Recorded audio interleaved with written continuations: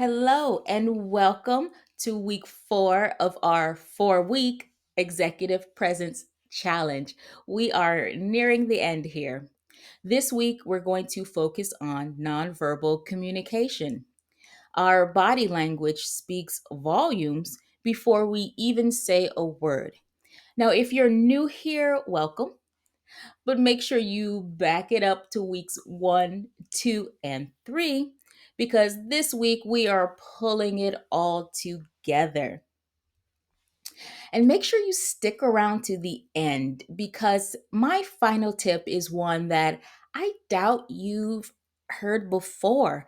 I've noticed here that not a lot of other communication coaches talk about this final tip. So stick around to the end because I think it's one of the most important aspects of your nonverbal communication.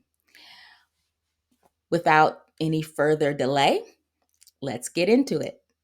Let's jump right in with tip number 1, maintaining an open posture. Now, in weeks 2 and 3, we talked about posture that would convey confidence and help you with proper breath support. But here we're really focusing on using an open posture that will convey approachability versus a closed posture, which doesn't seem very approachable. Tip number 2, keep using those purposeful gestures. If you're in front of an audience, maybe leading a meeting, try keeping those hands in that gesture box. Try not to use too many gestures, but also not enough. And we'll explore that a little more during our exercise for this week. But also, especially if you're at a table, maybe a conference table, avoid hiding your palms or steepling your hands. This gives a sense of distrust. Your audience will trust you a little bit less if you're hiding your palms throughout your meeting, your talk, your conference.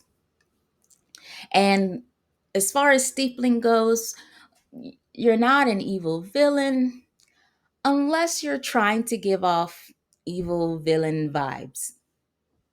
Do you, I guess.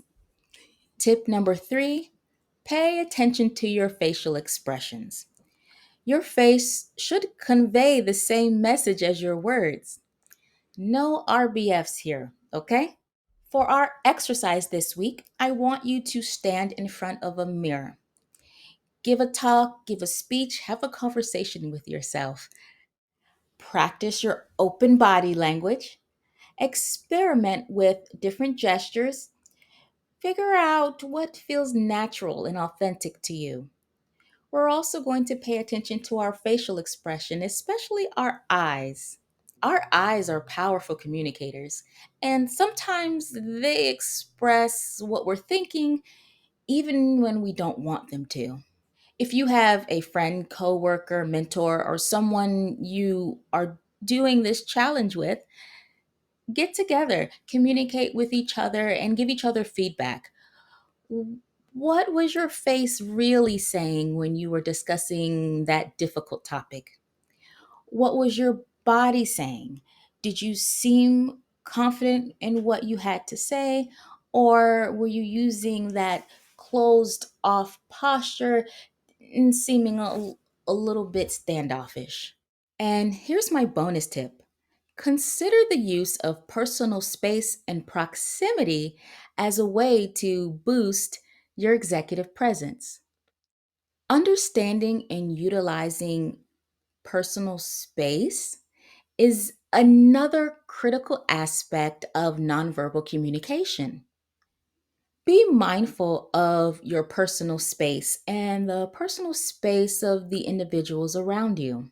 This week, I want you to pay particular attention to how close people stand or sit to each other while you're at work, at home, in the grocery store, at your place of worship, wherever you go.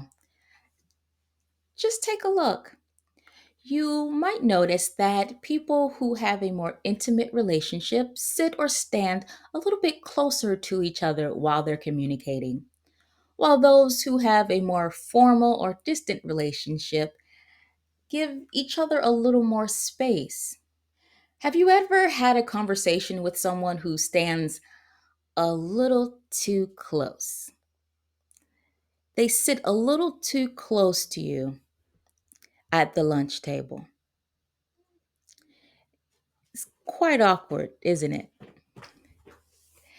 And no matter how often you try to give them nonverbal cues to just back it up, maybe you step a little back, maybe you lean over a little bit, they just keep coming in. They just keep leaning in no matter how far you lean out. If that's you, take a little time and research what's culturally appropriate for distance in various situations that you may find yourself in. If that's someone you know, share this video with them and encourage them to take my 4-week executive presence challenge, especially this video in understanding proximity. Bonus tip number 2, own your space.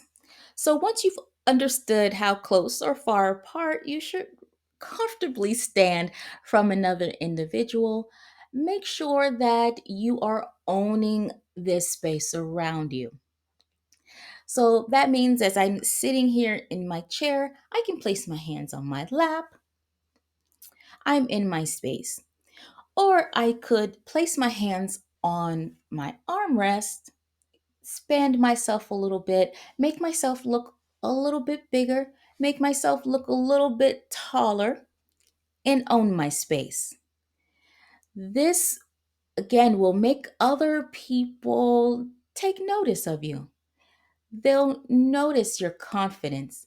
They'll notice that you feel comfortable in your space. So, whether you're in a board meeting or in an interview and you want to convey leadership and confidence, it starts with realizing that you belong where you are. You're not asking permission, you belong here. That's it.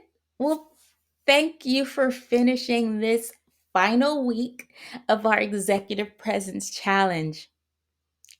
If you found this video helpful, give me a thumbs up, subscribe, and leave a comment. How did you do with each week of this Executive Presence Challenge? As I've said before, this is just the tip of the iceberg. We are just getting started, but use these videos and these tips. Download my workbook to practice, and keep in mind, personal growth is a journey and not a destination. So even after you finish this program, keep learning, keep growing, subscribe to my channel because I hope to have a lot of great content for you this year related to communication and well being. All right, guys, thank you so much again, and I will see you in another video. Bye.